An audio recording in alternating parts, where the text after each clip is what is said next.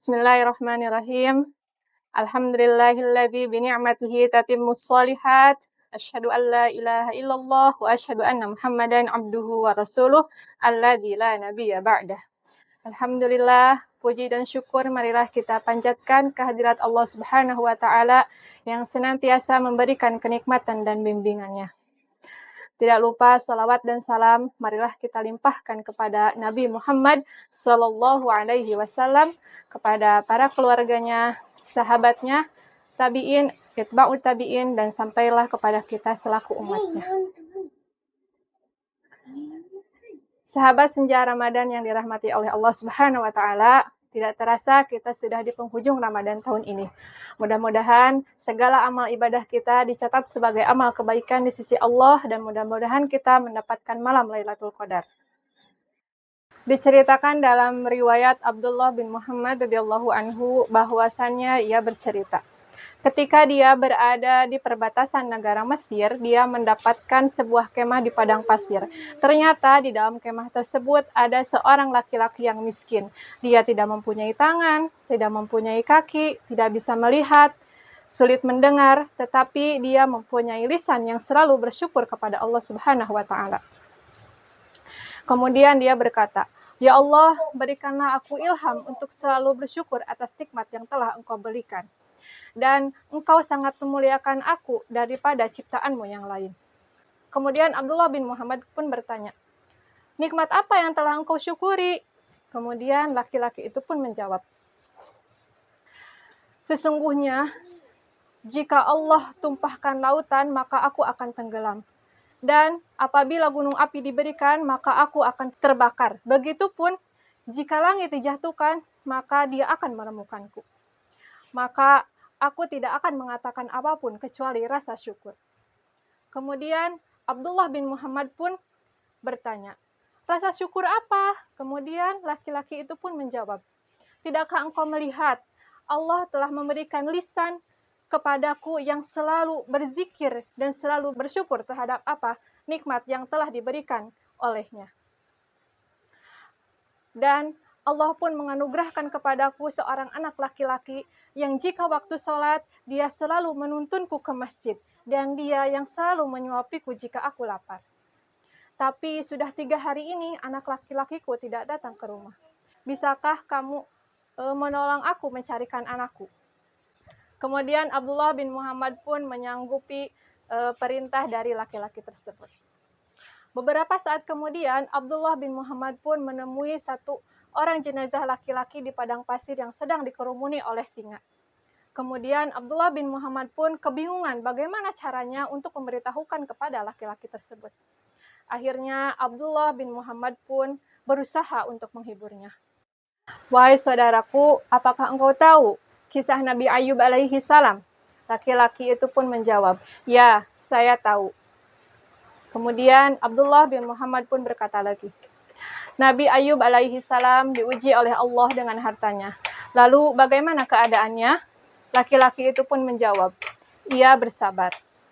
Kemudian Abdullah bin Muhammad pun berkata lagi, "Nabi Ayub alaihi salam diuji oleh Allah dengan meninggalnya anak-anak Nabi Ayub alaihi salam. Bagaimana keadaan Nabi Ayub?"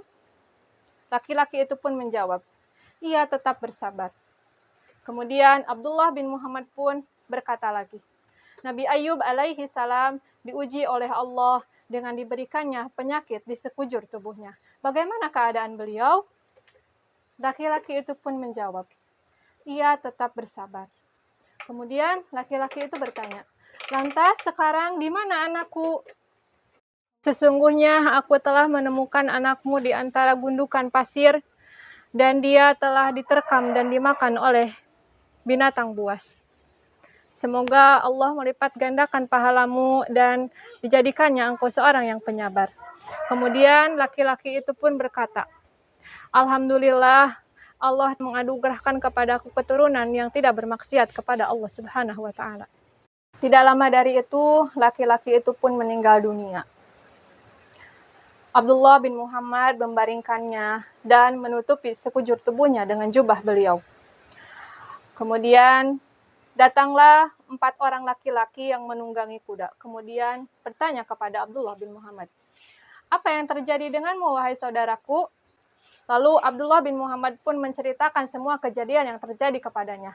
Kemudian Abdullah bin Muhammad meminta bantuan kepada empat laki-laki tersebut untuk mengurus jenazah tersebut. Kemudian laki-laki itu pun bertanya, "Siapa itu?" Abdullah bin Muhammad pun menjawab, "Aku tidak tahu, dia seorang yang miskin dan memprihatinkan." Ketika dibuka, keempat laki-laki itu pun merasa kaget, terkejut, kemudian menciumnya dan menangisinya. Dan mereka berkata, "Subhanallah, ini adalah wajah yang selalu bersujud kepada Allah. Matanya selalu tunduk terhadap hal-hal yang diharamkan oleh Allah. Dan tubuhnya yang selalu bersujud ketika orang-orang dalam keadaan tidur." Kemudian mereka pun berkata, "Ini adalah Abu Kilabah, sahabat Ibnu Abbas." Kemudian Abdullah bin Muhammad dan keempat laki-laki itu pun mengurus jenazah tersebut, memandikan, mengkafani, dan menyolatkannya. Sahabat penikmat senja Ramadan yang diberkahi oleh Allah Subhanahu wa taala, dalam kisah tersebut kita dapat mengambil hikmah bahwa keterbatasan bukanlah penghalang kita untuk tidak selalu bersyukur terhadap apa yang telah Allah berikan kepada kita. Dan hendaknya kita harus bersabar atas apa yang telah menimpa pada diri kita. Karena dalam kehidupan kita tidak akan terlepas dari ujian dan kenikmatan. La in syakartum la azidannakum wa la in kafartum inna azabi lasyadid. Jika kalian bersyukur, maka aku akan tambahkan nikmatku. Dan jika kalian mengingkari, maka azabku sangat pedih. Itulah betapa pentingnya kita dalam bersabar. Karena ada banyak kebaikan bagi orang-orang yang sabar. Wabasyiris sabirin, dan berilah kabar gembira kepada orang-orang yang berlaku sabar. Salah satunya adalah diberikannya kebaikan. Sebagaimana yang tercantum dalam surat Az-Zumar ayat 10. Innama yuwaffas sabiruna ajrohum bighairi hisab. Yang artinya, sesungguhnya orang-orang yang sabar itu akan disempurnakan balasan pahala mereka tanpa ada perhitungan. Rasulullah Shallallahu Alaihi Wasallam bersabda, "Barang siapa menerpa diri untuk sabar, maka Allah akan jadikan dia penyabar. Dan tidaklah seorang diberikan karunia yang lebih baik dan lebih luas daripada kesabaran." Hadis riwayat Bukhari dan Muslim. Sahabat senja Ramadan yang dirahmati oleh Allah Subhanahu wa taala, di bulan Ramadan ini mudah-mudahan kita termasuk orang-orang yang sabar. Karena dalam menjalankan ibadah saum, kita dilatih untuk selalu bersabar. Misalnya, sabar dalam menahan lapar, sabar dalam menahan haus, dan sabar dalam menahan hawa nafsu. Sekian, billahi taufiq wal hidayah. Wassalamualaikum warahmatullahi wabarakatuh.